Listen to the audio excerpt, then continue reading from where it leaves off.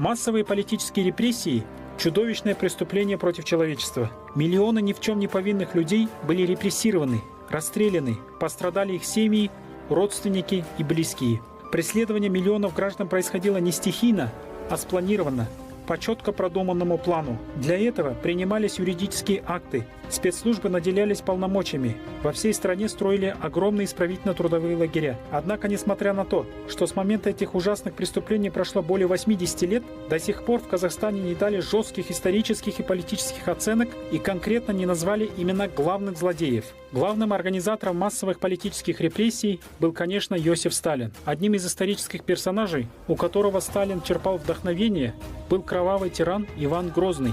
Даже по совпадению инициалы Сталина одинаковы Грозным – Иосиф Виссарионович Иван Васильевич.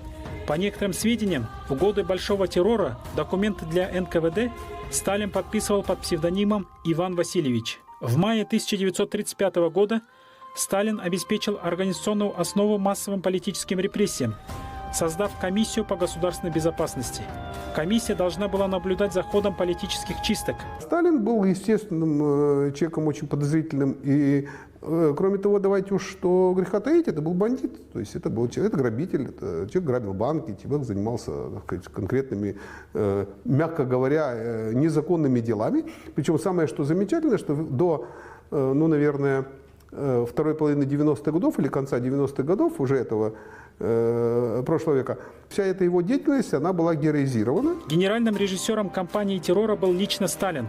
Его кремлевский кабинет превратился в командный пункт, откуда отдавались команды по расправе. Ежов передавал Сталину на утверждение списки будущих жертв с предложениями о приговорах. На протяжении 1937 и 1938 годов Сталин одобрил 383 таких списка на 44 тысяч партийных, комсомольских и военных работников. Сталин проводил репрессии по национальным признакам. Он жестоко расправлялся с поляками, с немцами, народностями Кавказа. Уничтожил более половины казахского населения в годы Голодомора. Конечно, во время репрессий он не щадил и русских. Однако, если казахов обвиняли в казахском национализме, объявляли их врагами народа, то неизвестны случаи, когда русских обвиняли в русском национализме. На Кавказе Сталин проявлял такую жестокость. Осенью 1920 года он руководил кровавой репрессией против черкесов и осетин.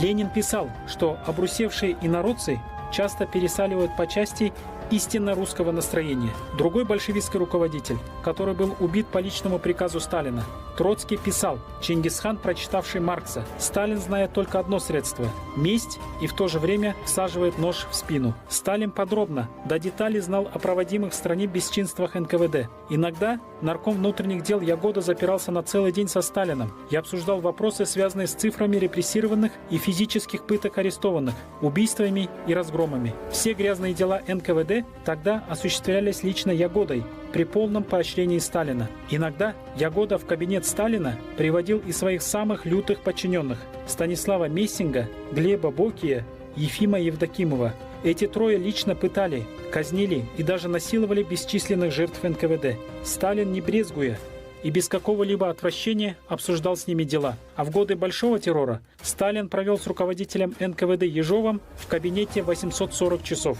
Сталина начали возвращать на пьедестал, и сейчас там чуть ли не говорят, что это такой, как было сказано, эффективный менеджер, который оставил там страну, взял с сахой, там оставил ядерное оружие, атомной бомбы и прочее, прочее, прочее. Но я думаю, что вообще эти дискуссии уже закончить надо.